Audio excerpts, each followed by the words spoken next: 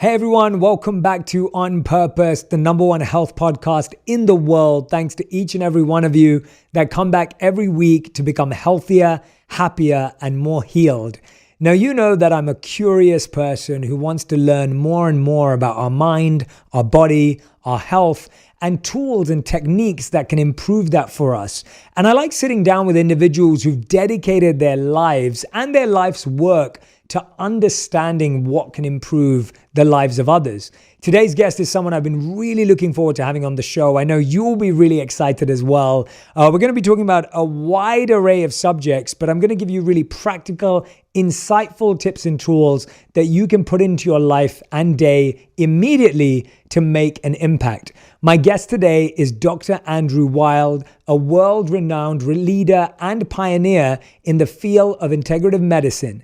Combining a Harvard education and a lifetime of practicing natural and preventive medicine, Dr. Weil is the founder and director of the DrAndrew Weil Center for Integrative Medicine at the University of Arizona, where he is a clinical professor of medicine and professor of public health. A New York Times best-selling author, Dr. Weil is the author of 15 books on health and well-being. Dr. Weil is also the founder and partner in the growing family of True Food Kitchen restaurants. Dr. Weil's current project include matcha.com, bringing the world's best matcha to the West. I am so excited to welcome Dr. Andrew Weil. Andrew, thank you for being here. I'm delighted to be here. Very excited to learn from you about a subject matter that has so much, as we were talking about briefly before, has no insight, bad insight. I feel people are underserved in this space. And so let's dive straight in. The first thing I wanted to ask you and dive into you with was this thought around what are the diet and lifestyle habits people need to do every day to live longer, healthier, and prevent cognitive decline? Well, that's fairly simple. The first rule of healthy eating is to avoid refined, processed, and manufactured food. That's what's doing us in. And I'm one of the first people to have begun talking about the importance of containing inappropriate inflammation. And I have developed an anti-inflammatory diet based on the Mediterranean diet, but I added Asian influences to that because I've spent a lot of time in Asia, and there are things there like mushrooms and turmeric and tea that I find very useful. But it really there's more and more evidence that chronic low-level inappropriate inflammation is the root cause of most of the serious diseases that do people in prematurely. So containing inflammation is very important, and diet has a major influence there. But again, the first step of an anti-inflammatory diet is to try to eliminate refined, processed, and manufactured foods.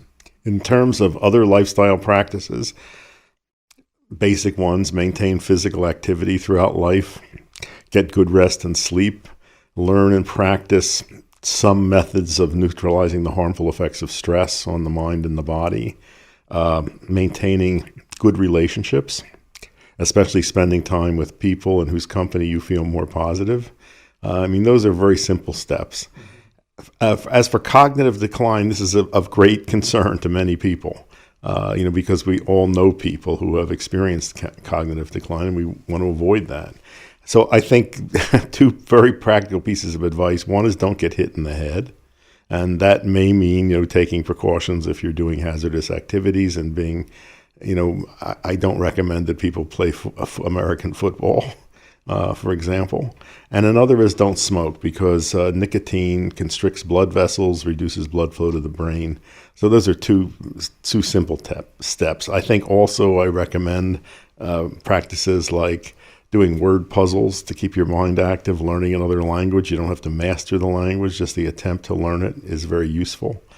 So those are some pieces of practical information. Yeah, I think you've given us a beautiful spectrum of things to focus on there. And I think I definitely in my life try and tackle one of those areas every year. Good. Because I feel that they're so big in and of themselves.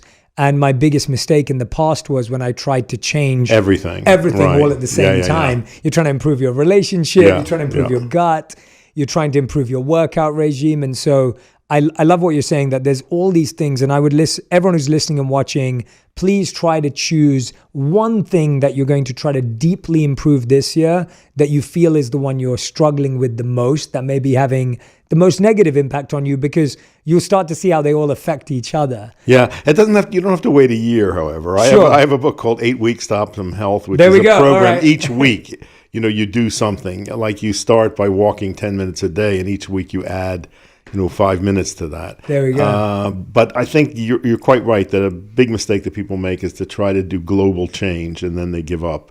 So I think it's best to take it in small bites. Yeah, let's dive into some of those, because I think they're easier said than done. So what you just spoke about with diet, that's something that I've genuinely been focusing on probably for the past 12 months in terms of not eating any packaged foods and refined sugars and processed foods, and so I'm eating only natural foods. I'm already plant-based in my diet, but making sure that I'm eating vegetables and trying to avoid anything that's out of a packet.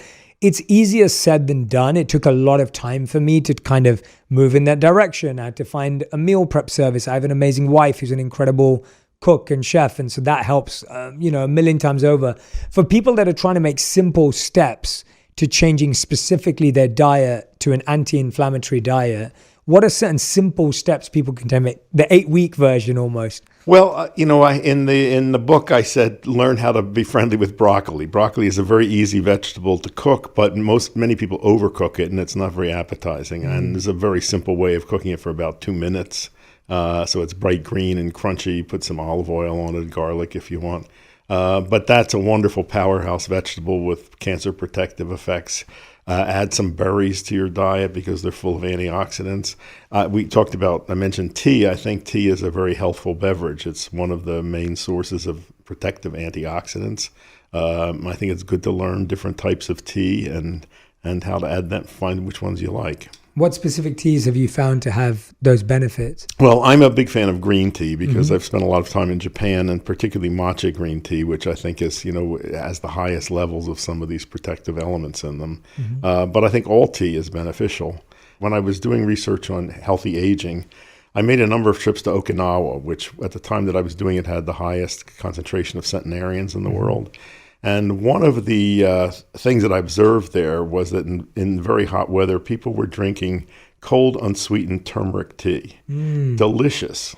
And, in North America, people are really unfamiliar with turmeric except as it occurs in yellow mustard and curry. But this form of turmeric in Okinawa is fermented, and which makes it more bioavailable and tastier. It dissolves very quickly in cold water. It's really delicious. So that's one that I recommend, learning how to get more turmeric into your diet. It's the most powerful anti-inflammatory agent, natural anti-inflammatory agent that we know. Wow. Yeah, turmeric's a big part of the Indian diet. So Indians I was exposed to it since I was a kid. Indians eat it at every meal. Yes. Yeah. And, one of the interesting correlations, India, I think rural India especially, has the lowest rate of Alzheimer's disease in the world. And many researchers think that's related to the regular consumption of turmeric because Alzheimer's begins as inflammation in the brain. And there's some animal research showing that turmeric can protect rats that are genetically programmed to develop Alzheimer's from developing it. So I think turmeric is a very good thing to become friendly with. That's a great insight. I love that story of going to Okinawa. I went to Sardinia a few years ago. Well, that's one of the healthy Correct, aging yeah, one places. of the blue zones. Yeah, and what's interesting, I want to hear what you saw there, but if you go to these areas around the world where there are unusual concentrations of very healthy old people, women outnumber men by a long shot. When you get up in the ranges of upper 90s, hundreds, it's almost all women. Sardinia is the one exception. That their men and women are equally in those ranks of the oldest old, and we don't know why. Yeah. I was really fascinated to see the few things, and it's all on the spectrum of things you mentioned. But what was really interesting is that their workouts were natural. Of course, they were farming, they were walking, they were taking care of the land. Same in Okinawa. They were hauling fishing nets and gardening. I saw I think 102-year-old woman who was hoeing the garden in front of her house. So they're not going to gyms. They're not working with trainers. Yes. It's just daily activity. Yeah. And then the other thing was that they were eating foods only in season. So everything was picked locally. Everything was locally grown or locally found. And they weren't eating things that were just artificially available. And what about social connectedness? I mean, that was a big part of it. I mean, people were living in bigger families or living closer by to families with children. So children weren't just being raised by 2 people, but by 10 people. And every evening and even during the middle of the day, they would get together. And I think that's very important. The MacArthur Foundation some years ago did a study of successful aging. They identified a population of people they considered successful agers, and then they looked to see what were the outstanding commonalities. And the 2 that stood out, and this dwarfed everything else, whether they took supplements, whether they, dietary patterns, the 2 were maintenance of physical activity throughout life and maintenance of social and intellectual connectedness. I want to dive into 2 things that you mentioned earlier, and I want to dive into them deeply because I think, again, they're buzzwords. People know about them, but I'd like people to really understand the benefits. So let's talk about matcha, because that's your favorite daily plant. Yeah. And ally, which you say has this incredible mind-body benefit. Yes. I think it has already seeped its way into mainstream Yeah, culture. quite amazing. But yeah. I went to Japan when I was 17 and lived with families. One family outside of Tokyo. And this was 1959. Japan was a very different place. And the second night that I was there, my host mother, we had no language in common, took me next door to her neighbor who practiced tea ceremony. So the 3 of us sat around and the neighbor did a tea ceremony and presented me with a bowl of matcha. And 2 things about it totally caught my attention. One was the color, this vibrant green, and the other was the bamboo whisk that you use to whisk the matcha tea into a froth in a bowl of water. It's carved from a single piece of bamboo, just a miracle of Japanese craftsmanship. So I fell in love with matcha. When I got back to the States, nobody knew anything about it or ever heard of it.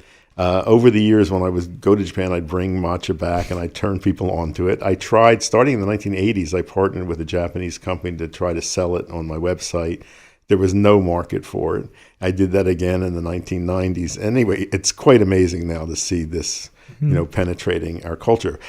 Matcha is prepared in a very unique way. The tea plants are heavily shaded for 3 weeks before harvest.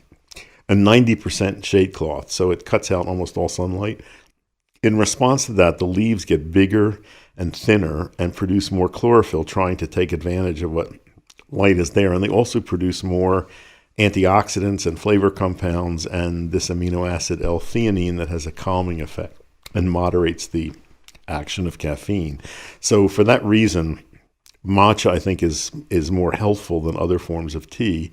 And also you consume the whole leaf. Not just an infusion of it. So that's one that I'm quite enthusiastic about. And I started a company. We got the URL matcha.com, which was a great tool. Yeah. When did you get that URL? I'm fascinated. Did you have to buy it recently, or you've had it for years? No, it's like 6 or 7 years. We tracked it down. It was owned by a Japanese man who had no idea what he had. If you went to the site, he had pictures of his cats. And my business partner, Andre Fasciola, managed to negotiate with him, and we got it at a quite reasonable price. People in Japan can't believe we've got that. Anyway, we import very high quality matcha. And by the way, if your listeners use a discount code J, we'll give them a very generous discount on our products. That. There you go. Okay. There you go. Everyone. So I'm a big fan of matcha. I'm delighted to see that gaining traction. However, a lot of the matcha here is not very good because it's such a fine powder that unless it's carefully protected, it oxidizes very quickly, loses its brilliant green color, becomes bitter. And many people have tried matcha and say, they don't like it, but they've never tasted good matcha. So as I said, I think a lot of research has been done on green tea in particular, but all tea has beneficial effects. And frankly, I don't want to bash coffee, but I would love to see more of a tea culture develop here. Me too. I'm a big tea fan. Good. Yeah. I know. So coffee, the stimulant effects of coffee and tea are very different. Coffee is much more jangling. It is much more associated with truly addictive behavior. There's a real crash coming down from coffee. You don't see any of that with tea. And some of it is because of this modifying effect of L-theanine. But also, I find it interesting that historically and culturally, the associations with coffee was always associated with kind of argumentative behavior, loud, raucous gatherings of people, political activism, whereas tea, the historical associations are much more with contemplation, meditation. I think it would be very beneficial to see a greater tea culture develop in North America, that could work its way into some of the coffee culture that's now so dominant. Yeah, when me and my wife launched our tea company, we said we wanted to make tea as hot as coffee. Like that was the goal, because we grew up with tea culture both from our British and Indian heritage. Sure. Yeah, I found it so therapeutic. I like you, love the color, love the scent, love the experience of having to drink it slow. You don't really have tea on the go. Exactly. There's a meditative process with it and a healing property to it.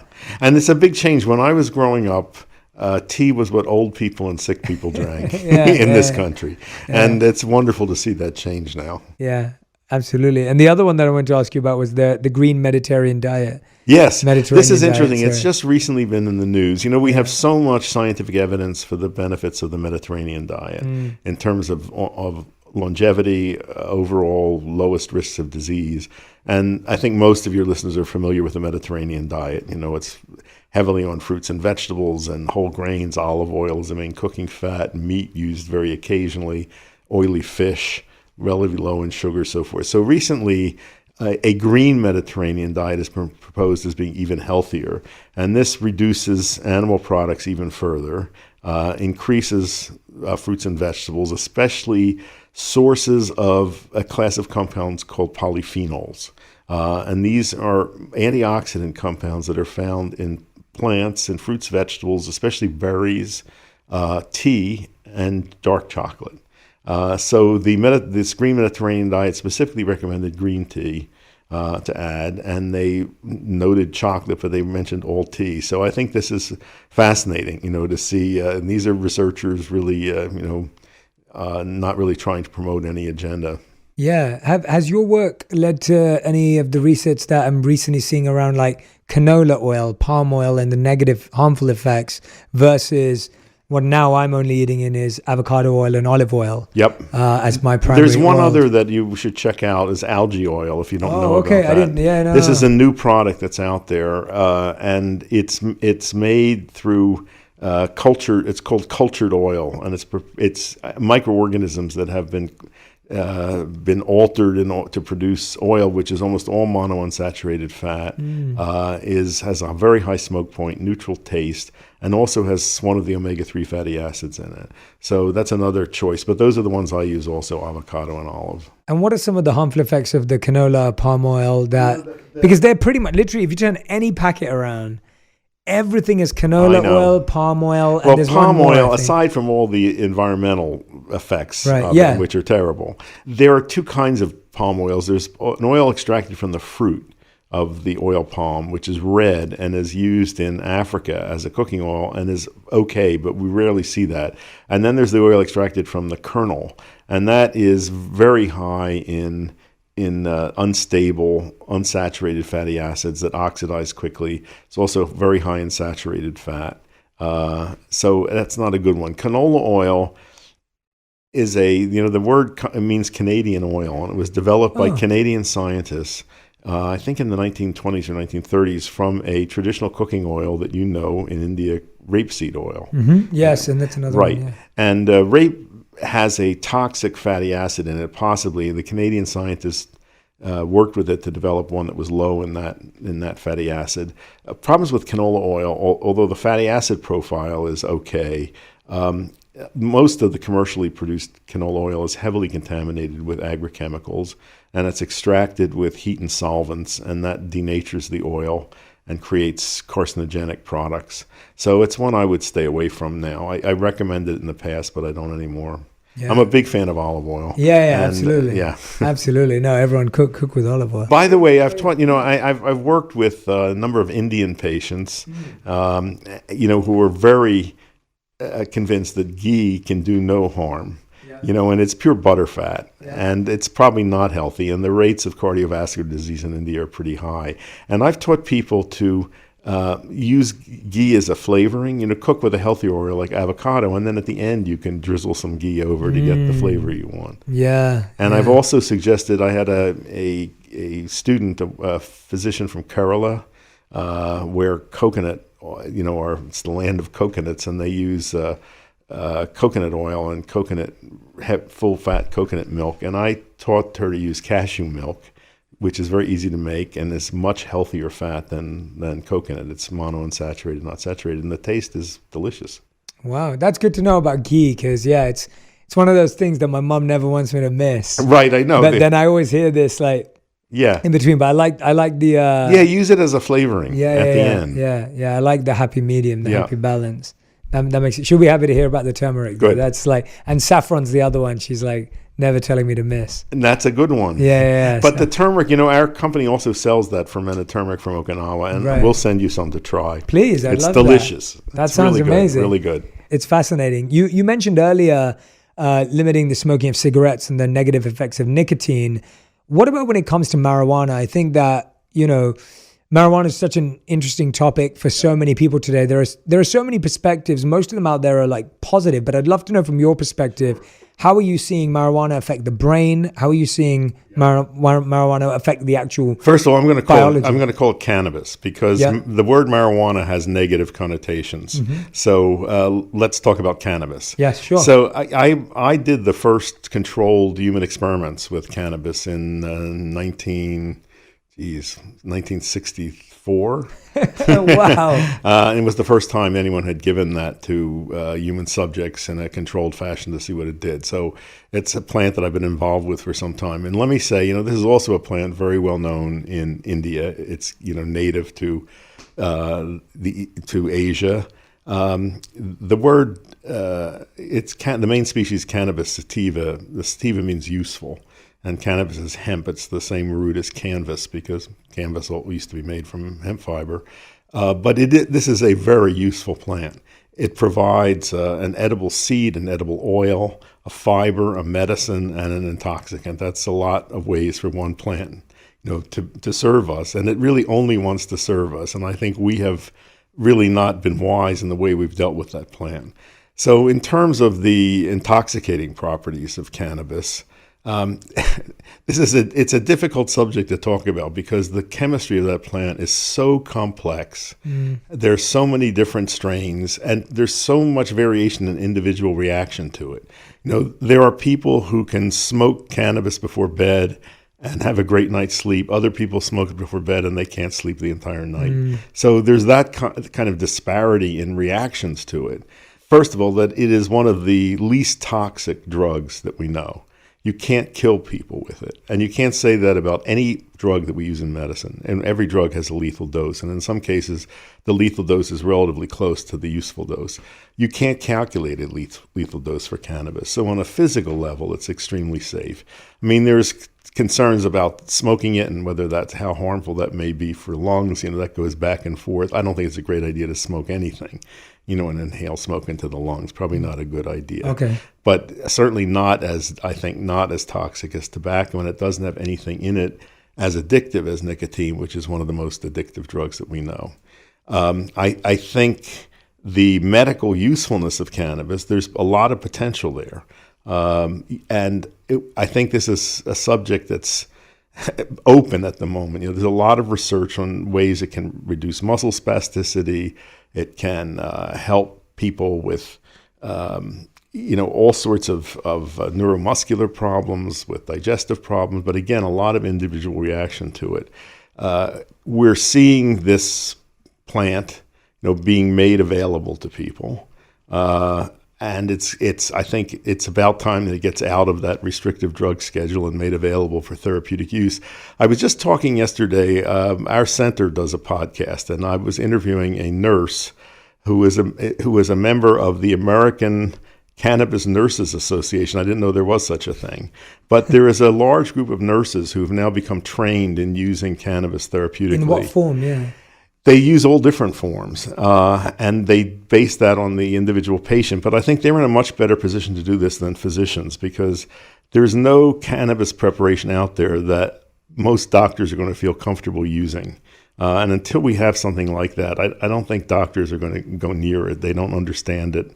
But it's great that nurses are using it. A lot of them are using it for pain control.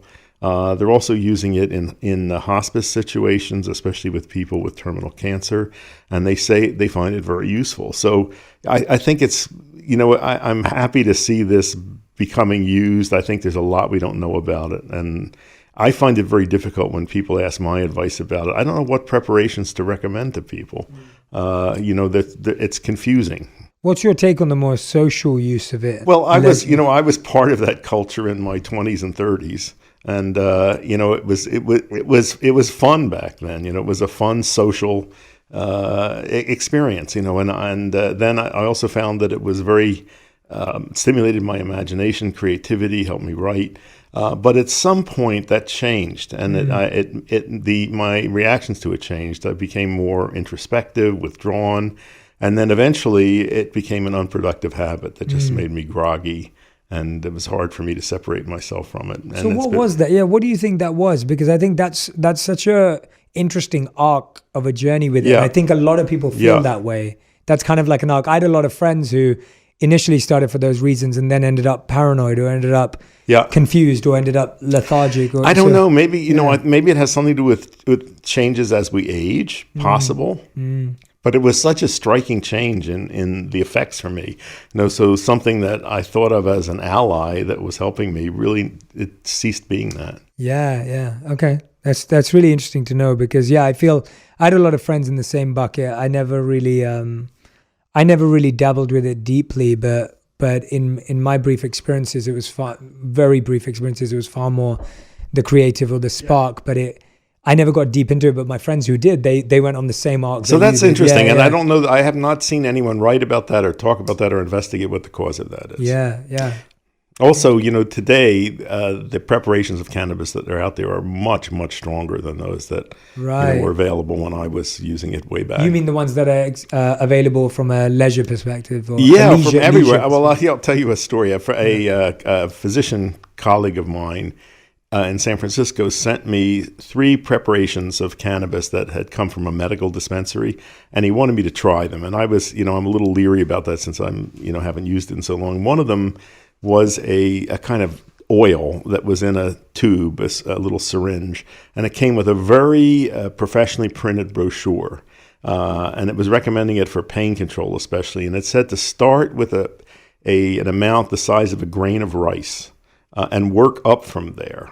So I took a piece half the size of a grain of rice, and my friend had said, take it at bedtime. I took it at bedtime, went to sleep, woke up about an hour later in full-blown delirium with hallucinations as vivid as those I've had from using LSD. I couldn't move. I had no equilibrium, had burning thirst. I couldn't reach for a glass of water. I couldn't call for help. And it kept coming on stronger and stronger. And I had no idea when this was going to end.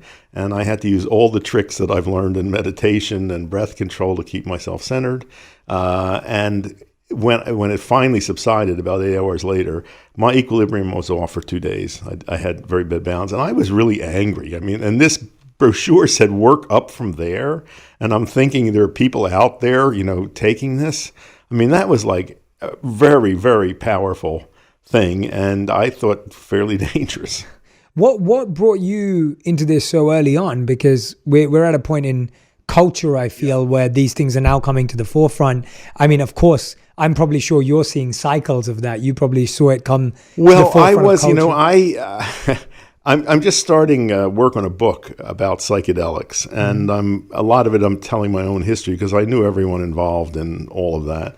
But my interest goes back to about, I think it was a specific day in 1960, right before I went to Harvard, and there was an article in the newspaper in Philadelphia about supposedly the death of a student at a California university who was taking mescaline for inspiration for a creative writing course. And it said mescaline was a vision-inducing drug. I'd never heard of it. And they made the mistake of quoting from his last paper. And I just remember this phrase, galaxies of exploding colors. When I read that, I knew I wanted mescaline.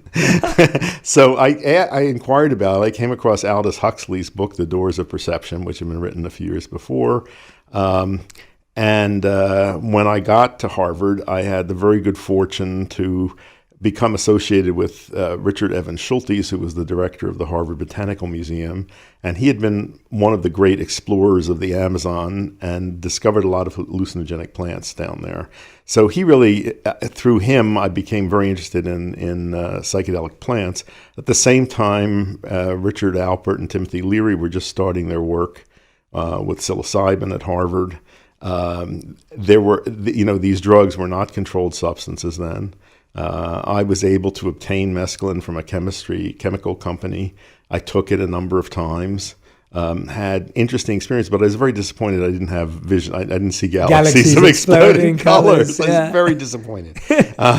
Anyway, so that was before I'd ever tried cannabis. But as a result of being in that place at that time, I really got to meet and come across all of the people who worked in that field, with Albert Hofmann, who was the discoverer of LSD, Gordon Wasson, who rediscovered the mushroom cults in Mexico, Sasha Shulgin, who invented many of the designer drugs.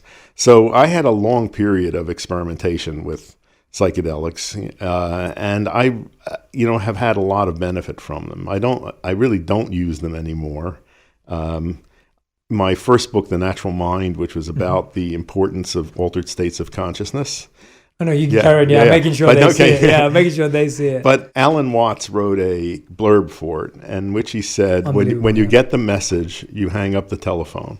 And so I think I got what I had to learn from psychedelics, and I didn't feel the need to continue to use them. But I've learned a lot of things from them, and a lot of that has formed my philosophy of integrative medicine, especially the very subtle, complex interactions of mind and body. Mm. And I have seen very powerfully that you can change external reality by changing internal reality. Mm. Let's dive into psychedelics, because that was also what really intrigued me and drew me to your work, because again, I feel like my generation, generations after me, they're starting to hear these terms in mainstream culture a lot more often. And I feel like my role is to try and find the deepest experts in this space to help everyone have as much information they can have in order to make better decisions for themselves, their friends, their family, and anyone that's there. And so I'm going to ask questions that may seem really simple and basic, but by design, because I want people. So what are psychedelics for someone who keeps hearing that term from their friends and they keep nodding along, pretending to know what that is? What does it mean, and what comes under that umbrella? The word it was a coined word, which means mind manifesting. Previously, people had called these psychotomimetic drugs, meaning they mimic psychosis, which is, a very negative term. Psychedelics are a large group of compounds, many of which are found in plants. There's one we know from an animal source. Many are synthetic or semi-synthetic drugs. They fall into two chemical families with very distinctive molecular structures. Ketamine is not a psychedelic, even though many people call it that. Cannabis is not a psychedelic. Doesn't have any chemical resemblance to that. MDMA is part of that chemical family related to mescaline, but its effects are not typical of psychedelics. It has a unique effect that makes people emotionally open. I think it is a very useful substance. I guess I would call it a psychedelic, but it's not a classic psychedelic in terms of the perceptual changes that it causes. One fact about this group of compounds is they are strikingly non-toxic physically, much as with cannabis. That's just not an issue, physical toxicity. The main dangers are psychological. And those are almost entirely results of set and setting. That is the expectation of the person taking them and the physical environment in which they're taken. So, to put it in a very crude way, if you take a very high dose of LSD on a New York subway on a day when you're feeling anxious, you're likely to have a bad trip. On the other hand, if you take the right sort of dose in nature, when you are prepared for the experience and in the company of people who can guide you in the right direction, the chances are you can have a positive experience. Mm. The penetration of psychedelics into mainstream culture at the moment is quite astonishing. Before the pandemic, I was traveling a lot and speaking in various places, and no matter what subject I was talking about, whether it was nutrition, healthy aging, integrative medicine, I would get questions about psychedelics. Where can we get them? How can we use them? How do you find somebody who can guide you? A few months ago, Vogue magazine had a cover story on psilocybin. Town and Country magazine, of all places, had an article titled "Why is everybody smoking toad venom?" I mean, it is really going mainstream in a big way, and it is absolutely absurd to have these in federal Schedule 1, which is defined as drugs that have high potential for abuse and no therapeutic potential. The therapeutic potential of these drugs is enormous. Now, there is currently a lot of research documenting benefits in mental emotional conditions, things like MDMA for PTSD and OCD, psilocybin for drug-resistant depression, for example, and treatment of addictions of various kinds. I mean, there's a long, growing list of conditions for which clearly there are good results obtained. But beyond that, I think there is a tremendous potential of these to cause spiritual awakening. Some of that has been documented at the Johns Hopkins Center for Psychedelics, which is really good. I mean, a single experience with psilocybin in people who had no sense of a spiritual dimension to life suddenly are aware of that. In my own, experimentation with them, I have had very profound realizations that my consciousness extends to everything, that everything out there is conscious, not just animate objects, but rocks and everything. And that same, whatever that is, it's in me, it's in everything, it connects me with everything. I think having that realization is one of the things that guided me in my philosophy of medicine and my methods of treating patients. I think it's also changed my attitude toward nature. And, I really, the title of the book I'm working on is Psychedelics Can Save the World. And I really believe that. And I think it may be the only thing out there that has that possibility because, we are clearly headed for disaster. And I think the only thing that can save us is a collective transformation of consciousness. I think that can result from enough individuals having a transformation of consciousness that it catalyzes some general movement. I mean, for instance, if you just look at the issue of the climate disaster that we're facing, I think if people realize that they are part of nature, that they're continuous with it, they change their behavior. That's just one example. And I saw some research recently showing that people who'd had experience with, I think it was psilocybin particularly, tend to become involved with the environmental movement. So that is the great hope that I have. So I think this could go a million different ways in terms of whether, for-profit businesses get involved, whether people are going to be using these to party. But I think it doesn't matter. I think just having these out there in the general culture and freed from that restrictive way that they've been placed, I think that holds great positive potential. You like the idea of these things becoming more mainstream and accessible and available because they have so many positive benefits. But there's a part of you that understands or is accepting of the dangers that come in with self-diagnosis and self-use, where it isn't being administered in a healthy dose or a healthy way. What are some of because like the example you gave of getting on the train, like I look at that and I go, as these things become more available, how do we stop people going off the edge because they don't know how to administer and monitor and actually... Well, I would say by training as many people as we can to be guides, right, who will behave in an ethical fashion and are experienced and can structure a psychedelic experience in a way to minimize any harmful potential and maximize positive potential. So there are a number of groups around the country that have training programs for psychedelic guides. We need a lot more of them. And my hope is that we'll start to see that. Yeah, because I do worry that I love the benefits of so many incredible sources out there. I do worry that when people are untrained in anything that has that much power, it can be worrying too, because you could have a whole world of people who could be saved and supported, but in the wrong way could end up in a much worse place psychologically, as you said. Because there isn't that responsibility around it, if that makes sense. Would you agree? Sure. Yeah. So that's my hope, is that we'll see, some large numbers of responsibly trained people who can guide people in the right direction. Yeah, I just wanted to clarify that with you, because it's kind of how I feel about technology, right? Like if you look at technology is like a drug in one sense, in the way the chemicals that are released when we use them. It could really be likened to a drug. Obviously, it's not been talked about that way. That's not the language. We're only seeing those experiences now. And we're seeing the challenges with technology addiction. We're seeing the challenges with technology obsession and the things that come from it, whether it's envy, comparison, fear of missing out, anxiety, insecurity. And you think, oh, wait a minute. Well, if we had technology coaches and if people were trained in how to use technology effectively before we were given a phone, chances are we'd be better at handling it. And we wouldn't be doing this backwards job that we're in right now, which is like, oh gosh, like my kids are all Yeah, I think we have no idea what this is doing to the kids' brains. I think it obviously is changing them, but I don't think we know the full ramifications of that. Yeah. So it's definitely a concern. And you're saying there's enough insight on the effects of psychedelics on the brain for us to kind of be able to see the right amount of doses. Yes, exactly. Yeah. Right.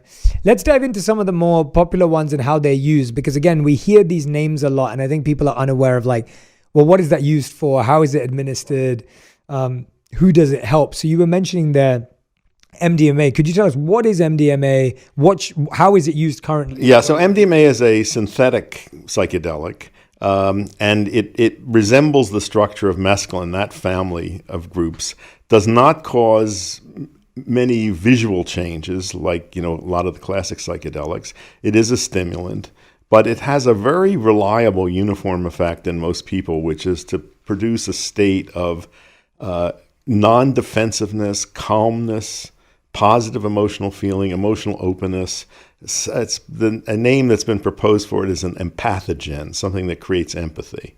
I've used it a lot, and actually it was invented by my friend Sasha Shulgin, and he sent me some, and I think somewhere around 1975, and said, "What do you think of this?" And I said, "Send more," And I've seen many people use it with very, very good results. I think it can be incredibly healing for relationships. I've seen some remarkable physical changes in people with disappearance of allergies and chronic pain. And there's quite a lot of research on its usefulness in dealing with PTSD. Sometimes one structured MDMA session can eliminate that after people have tried all sorts of psychotherapy, talk therapy that hasn't produced results. So I think it's very likely that's going to be the first one that's going to be made therapeutically available, and probably for the treatment of PTSD. Yeah, and that's PTSD obviously is such an extreme experience, and so it sounds like how I guess what are people experiencing when they do it? So it sounds like they're more vulnerable, they're more empathetic to themselves as well. I'd say it is a heart-centered experience. Strong feelings of loving connection with others. Calmness, relaxation, and a strikingly uniform effect from person to person. Whereas the others, a lot of the others, the classic psychedelics, there's tremendous variation in response depending on set and setting. MDMA is pretty uniform. Yeah, and again, you don't see this as something. It sounds like this is not something you do for the rest of your life. This is a medicinal almost of like there's a certain thing to treat and work through. You're working with a practitioner. Yes, you may not have to use it that many times. Right. But I think that's one that we really should have access to and use. I lived as a monk for 3 years in India. I was in a monastery where we spent hours every day deep in meditation and reflection, in the study of spiritual texts and literatures, and had very strict diets. But we were trained in the development of a lot of these, almost like the purification and the detoxing to get to compassionate and empathetic states. And so when you were describing some of your experiences, I was like, I had that experience through meditation of that connectedness with nature and with the universe and with each individual soul, whether it be animate or inanimate. So I remember those through meditation. And so our journey was very slow, very step by step, a lot of pain and a lot of obstacles to clear the way. I'm intrigued by how does someone feel after the dose has run its course? Like, are they able to stay compassionate and empathetic with their partner? What happens? I'm intrigued. Yeah. Well, the effect of the drug wears off, and Yeah. because it's a stimulant, you feel there's a period of time when you feel tired and somewhat depleted of energy. But the feelings you remain, and you Right. can reconnect with those. And I think I see permanent change in people. By the way, in the early days when people were talking about the spiritual potential of psychedelics, it really angered a lot of spiritual teachers, who said that this was artificial, that these experiences, and I think they were kind of resentful of people having them without going through the time and work that like you put in. So I think there are many valid paths to achieve those kinds of feelings, but psychedelics are fast, and they offer the possibility of giving many more people access to them. Yeah, I've seen in my personal experience with the right people around me and with people I know that have experienced them, I found them to be great window openers for people, or door openers. It's kind of what you described, like this idea that you got to have a glimpse into a new reality that you didn't know existed. But I think I'm always intrigued by how people have that versus it becomes addictive, where you're just constantly wanting to live in that new reality. But I think psychedelics have a kind of self-protective quality to them, which is if you try to take them frequently, the experience disappears. Right. So I think people quickly, there's not a lot of motivation to use them with any sort of great frequency. Yeah, got it. And in terms of carryover effects, I've told this story a lot, and you may have heard it, but just as an example, and this is on a physical level, I had a lifelong allergy to cats. If a cat got near me, my eyes would itch. If a cat licked me, I'd get hives where it licked me. So I always avoided them. And one day when I was 28, I was living in the country in Virginia. It was a beautiful spring day. I took LSD with a group of friends outdoors. It was just, I felt wonderful. I mean, I really felt just high, connected with nature, terrific. And in the midst of this, a cat jumped into my lap. And I had an immediate defensive reaction. And then I thought, this is silly. And I just relaxed and played with the cat. I had no allergic reaction, and I've never had one since. No instantaneous disappearance of a lifelong allergic pattern. Is that a common path with LSD or no? No, I think it's not peculiar to LSD. I think it can happen with any psychedelic. Right. It doesn't happen automatically necessarily. Yeah.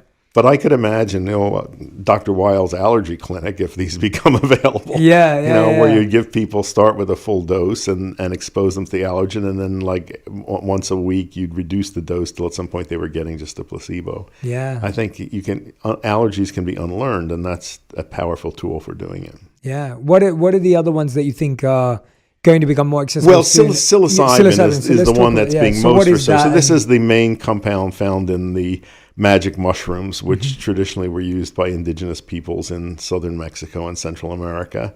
There are many species of them. Some can easily be cultivated. Some grow wild, especially in the Pacific Northwest. It's a very well-known compound now, and it is being intensively studied and used, and especially for mental health conditions, for drug-resistant depression, for obsessive-compulsive disorder, for addictive disorders. It looks quite safe. It is. What's quite safe? Well, again, no physical issues with it at all. No cognitive. No, nothing. And in fact, there have been studies of people who've used these compounds quite frequently over a long lifetime, and there's been studies of their brains, and they look perfectly healthy. So I don't think there's any issues there. So this is one that I think also is going to be made therapeutically available fairly specifically soon.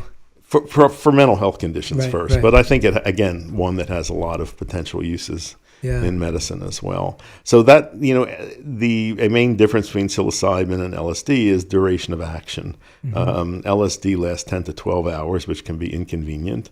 And psilocybin is 4 to 6 hours, so it's much more manageable. And some people are using it recreationally too. And yes, how do they you? are. Yeah. Well, again, I'm not going to be critical of people who do that. No. I'm not either. I'm just trying to. Yeah. Frankly, I think I'd rather have people use that than alcohol recreationally. Because it's much safer on a physical level, and probably safer on a psychological level as well. When you look at the numbers of homicides, accidental deaths that are related to alcohol. It's tremendous. And you don't see anything like that with psilocybin. Can you drive after? Well, you can. I wouldn't recommend it probably, but if somebody's familiar with it, you certainly can. Right. I mean, it doesn't impair coordination on a physical level like alcohol does. Yeah. No. And I don't have any side or any, what's the right word? Any dog in the fight. Right. I hear you. I'm asking I'm just being so curious as to I know my community would ask these questions and I'm thinking, all right, like I want them to have such a real, genuine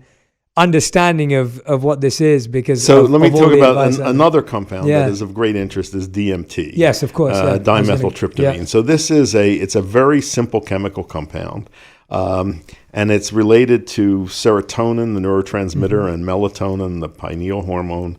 It's found in many plants, especially in South America, and is used by indigenous people mostly as snuffs. They prepare powdered preparations from plants and inhale it. And often this occurs with another compound called 5-methoxy-DMT, which is the one that's found in the toad that has become toad venom.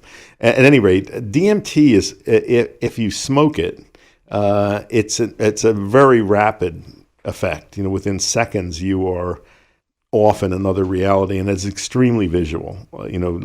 Incredible visual trips, and then after several minutes you come back to ordinary reality. The 5-methoxy version is not visual. People describe it as a rocket ship into the void. Your ego dissolves, and when it reconstitutes, it's very pleasant. It is very likely that DMT is our endogenous psychedelic that is made by the pineal gland, and it may explain why some people have psychedelic-like experiences, whether it's from meditation or fasting or other things. It may be from release of endogenous DMT. And some people think this may also mediate the near-death experience, that so many people report. So I do believe we have an endogenous psychedelic, and it's very likely to be, DMT. Wow. Yeah, and we were talking about this earlier, and I love hearing about your travels. Have you been to the Amazon? Yes. Shetty sent me down there long ago. I made a number of trips. I was investigating medicinal plants, ayahuasca, mushrooms, and spent time with shamans to learn what tricks I could learn from them. So yes, that was in the 1970s, 1980s. I made a number of trips down there. Wow. And why do the Amazonians have no problems with taking drugs like DMT? Well, this is an interesting thing. There are so many psychedelic plants and preparations in South America and in Mexico and Central America, and there are so few in the old world. There's one plant in Africa called iboga, the source of a drug called ibogaine, which has been who was using that recently, for addictive behavior. This is what's right. There's a possibility of one from India. There's been great speculation as to what this preparation soma was that's referred to in the Vedas. So there was some psychedelic preparation there. And the Eleusinian mysteries in ancient Greece involved drinking a potion that almost certainly was made from ergot. And it was a way of detoxifying that fungus and producing an LSD-like drink. But otherwise, you've got this huge abundance of psychedelic preparations in the New World. It doesn't make botanical sense that there'd be that disparity. So it must be something about the people. In the old world, in Africa and Asia, people, I think, are as drawn to altered states of consciousness, but they get into them, especially in Africa, through drumming, prolonged wakefulness, dancing, rather than taking substances. Yeah. So is that the difference that you see in how we take them and how they take them? And culturally, right. But if you look at the indigenous peoples in South America and the Amazon, especially, they are always used ritually. They're often, under the direction of shamans who are trained, sacred way. Trained in their use. Yeah, absolutely.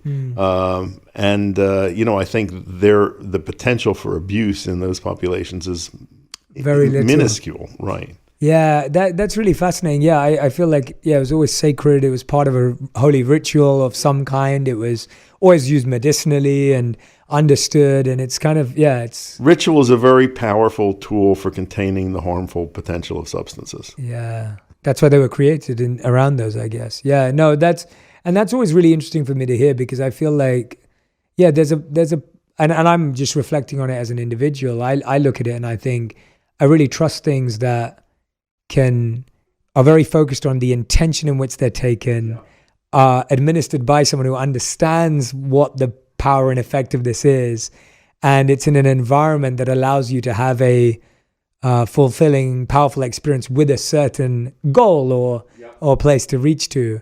That all of those things to me feel very coherent with how I would do anything, whether it's getting an operation or, like I got an operation last year and I wish I did more research on the doctor. And, I felt the same way about that. I was like, we blindly trust the doctor you got placed with, and someone told you that they were great, and I wasn't happy with the doctor I had at all. And so, it applies to all parts of our life. I think this idea of like, am I intentional with the doctor I chose, the hospital I chose, am I being thoughtful about these things? And in the same way, I don't think it's different. I think it almost has to be thought about in the same way. If that, even with alcohol, there's some very interesting lessons from history. Please. When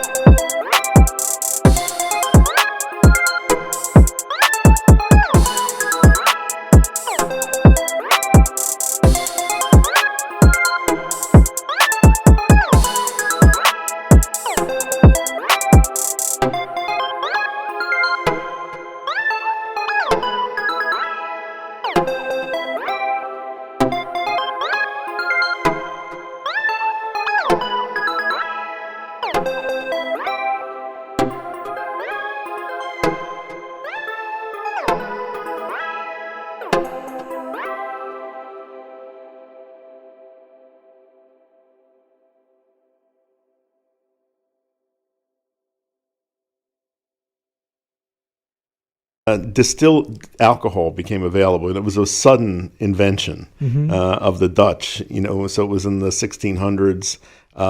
In the wake of that, there was an epidemic of drunkenness, alcoholism, unlike anything that we've ever seen. Wow! And even in this country, in America, in the early 1800s.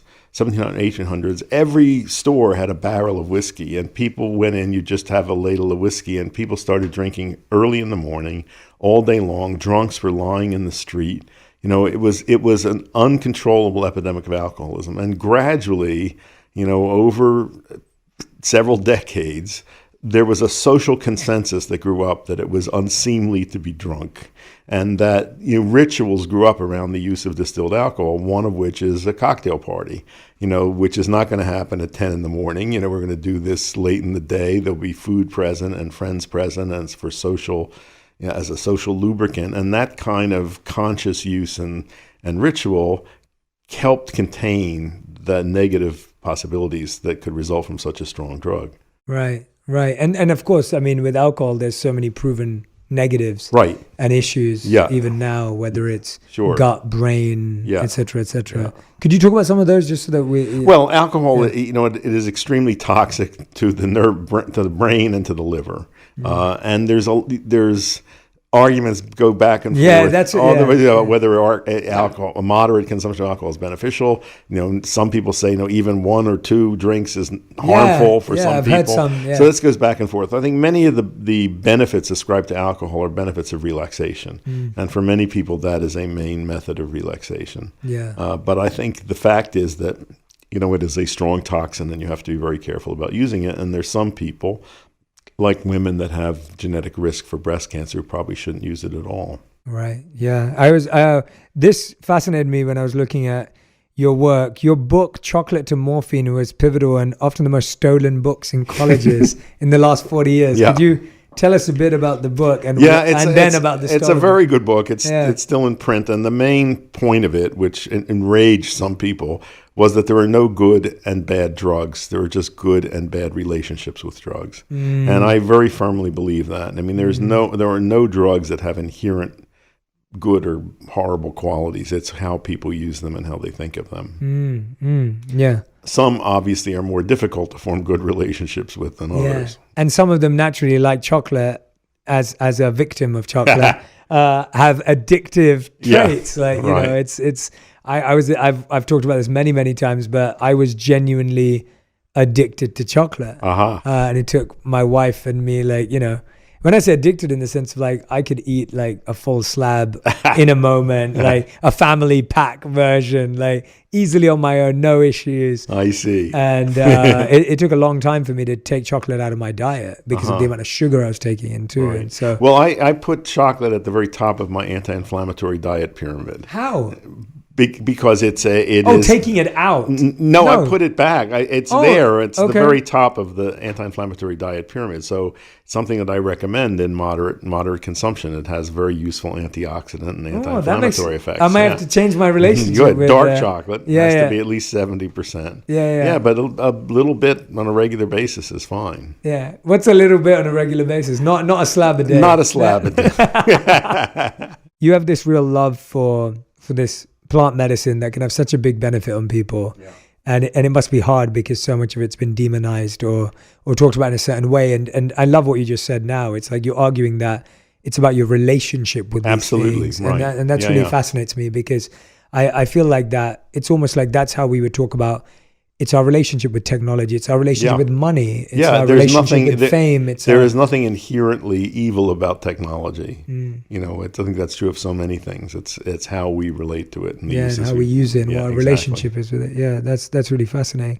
I also wanted to dive into the idea where you mentioned earlier around the spiritual awakening piece, because I definitely am not. I would say, even though I studied in such a traditional and rigorous way personally, which has led to so many beautiful spiritual awakenings and realizations, I wouldn't consider myself to be closed-minded as to how other people find their paths. I find that I have my path and it was beautiful, but I'm very open to people finding their paths. And some people are at different stages in their journey where they need different things. Could you walk me through what specifically been used in a spiritual way and what have been some of the results? Well, first of all, let me say for me, spirituality means being aware of and acknowledging the non-material aspect of existence. Yes. Working in the medical field, I am so aware of and frustrated by the power of the materialistic paradigm. You know, that many scientists and many physicians don't believe in anything that's not physical. So when you try to talk about, let alone not spirit, but even if you try to talk about the mind and the influence of the mind on the body, they don't believe that. I mean, in the materialistic paradigm, if you observe a change in a physical system, the cause has to be physical. Non-physical causation of physical events is not allowed for in that paradigm. So this is what, you know, there's a whole range of mind-body interventions that we make use of in integrative medicine: hypnosis, guided imagery, visualization therapy. And these methods are very cost-effective, very effective, and they're totally underutilized because people don't believe in it. And that's why we haven't really made sense of the placebo response, you know, all of that. So I would love to see that change. You know, I'd really love to see a paradigm shift. And to me, that's what spiritual awakening is about. You know, it's becoming aware of the non-physical dimension and the reality of the non-physical. And I make a very sharp distinction between spirituality and religion. You know, religion is about institutions, and institutions are mostly concerned with perpetuating themselves.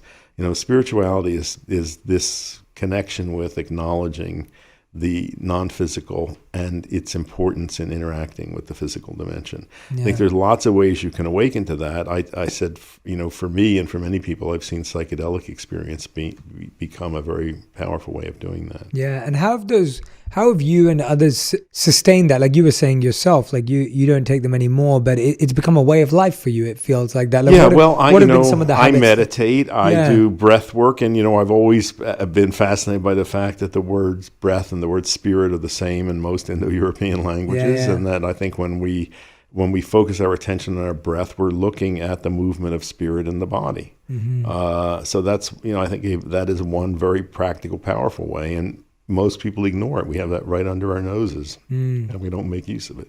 I mean, you know, for you to have been at Harvard to have done this research, to have been in this space for so long, it is beautiful to hear you bring science and spirituality together. Yeah. Because I feel for so long they've been seen as opposite. Yeah. Yeah. And I've never understood that as considering myself a spiritual scientist or it's in that sense of I've always been fascinated by neuroscience. I've always been fascinated by the brain. And at the same time, I consider myself a spiritualist.